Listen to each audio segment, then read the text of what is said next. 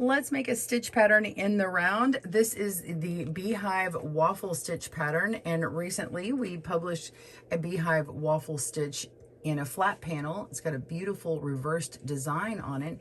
It looks like a pearl brioche, and we have many people asking how to do this in the round. So we actually have the 4-row repeat or 4-round repeat here in this video today. You can make it into a hat. Hey, look, it makes a beautiful slouchy tam or beret. And we'll make this in the round today here on GoodKnit Kisses. Welcome to GoodKnit Kisses. We're all about helping you stitch your love and love your stitches. To get the written pattern as well as information on the needles and the yarn used in this video, please click on the video description below and get the link to our blog for the stitch pattern and also for the hat patterns that you can see right here. And we also have right and left-handed videos available, so click down in the video description below to get the one that you need. We've flipped the video around so you can see it correctly for yourself. All right, let's get our supplies and dive right in. This stitch pattern is a multiple of 2, so you're going to want to cast on a multiple of 2 in the round and join. It is a 4-round repeat, and you need to know a couple of things about this stitch.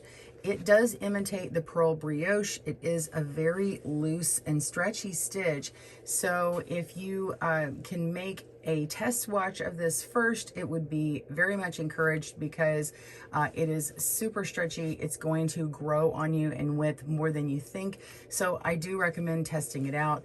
For example, this hat pattern, I did not have to change from a smaller needle to a larger one. This is in fact working with all the same size needle. This is actually a US 8, and you can see how nicely tailored in my brim is, and then it just kind of goes way out here. So normally I would go up some needle sizes for the main hat pattern, and that's not the case needed here.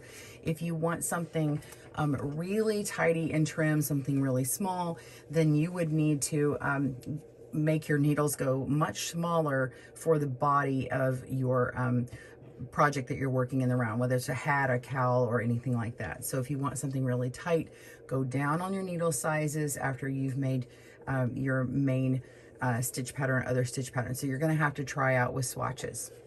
All right, so let's begin working in the round. Begin by casting on a multiple of 2. I'm starting in the middle of my project here, but again, be sure and make a foundation round of knit stitches. I think that's really just the best way to start you off.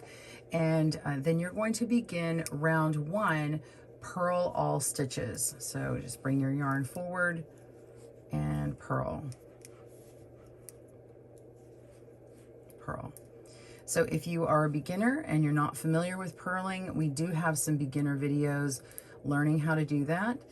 Just click down below in the video description and learn how to make the purl stitch. I go nice and slow. So continue working your stitches around. Whoops, I have split that yarn. Let's fix that again. So just to work your stitches in the round for 1 round of purl, pause your video here and I'll meet you at the end of the round. See you in a moment. Round 2. Put your yarn to the back, make sure you move your stitch marker over, and we are going to start by knitting 1 below. To knit 1 below, it looks just like knitting, except you're going directly underneath that stitch, and you can know it by just that purl stitch. So go right underneath the first purl bump and go ahead and knit, and you're going to drop off that other stitch. It's okay, and it's hiding right here, and now you have 2 stitches together. And then you're going to knit the next stitch as usual, and then knit 1 below. Knock that old off and knit 1. So the pattern is knit 1 below and knit 1. That's it. Repeat that all the way around, and I will see you back for round 3. See you soon. I do want to show you how to correct a mistake. Let's say that you accidentally knit 1 below 2 in a row, or maybe you knit 2 stitches and then knit 1 below and continued on and realized, oh no, I have a mistake. I've messed up my pattern. And maybe you find it several rows down, you know, and you need to frog back. So the way that you do that is you're just going to insert your needle into that last knit stitch, come back until you reach your problem stitch here, and you may have to do it for several. It just depends on where you are and your mistake. We're going to go into these 2 stitches here, just like this. Okay, it's going to have an elongated stitch here, and you're going to don't put it here in order to knit over. You're going to put it before that shorter stitch. So the long one goes in front of the shorter stitch.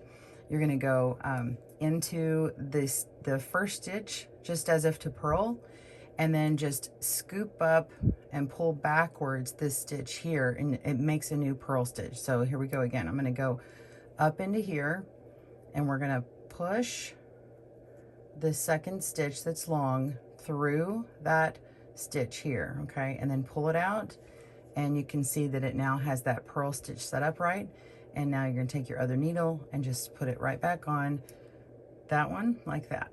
Okay, so you're going to go into the front of that stitch by just going around like that and slipping it back. And then you can pull on that working yarn to get into the next one and get set back up. And you can see from the back where 2 stitches are. 1 and 2. There's another stitch back here. And then we have 1. So we're back into the pattern that we need to be. And now I'm going to stitch 1 below, or knit 1 below, and knit 1. All right, continue that, pause your video, and I will see you at the beginning of the round. See you soon. Round 3, slip your stitch marker and bring your yarn forward, and we're going to be purling. So purl all stitches just as round 1 did. Pause your video, and I will see you for the beginning of round 4. See you soon. All right, for round 4, of course, move that stitch marker over, bring your yarn to the back, and you're just going to offset what you did on round 2. So you're actually just going to start with a knit 1 and then knit 1 below, and then just repeat that pattern all the way around. Now I'm going to talk for a moment here about how to know where to start once you've continued the stitch pattern. If you put your work down, you're trying to figure out where you are. You know, it's good to go ahead and either leave your purl row a little bit short so you can see where the pattern was ending from the previous to know where to begin on the next one, or just go a few stitches in so that when you put down your work you can tell what the pattern is. But if you want to just quickly look down your work just to see, you can kind of study along here, and you can see, let me pull my needle out to kind of show you. All right, so move my needle over here so I can kind of point with it. And let's go over here and let's study our work here. So you can look behind one of these bumps that's sticking out a little bit further, and you can see that there is a loose piece of yarn between the stitch, this one and this one here, kind of jogging up diagonally and down over here. So this one is a knit 1 below here.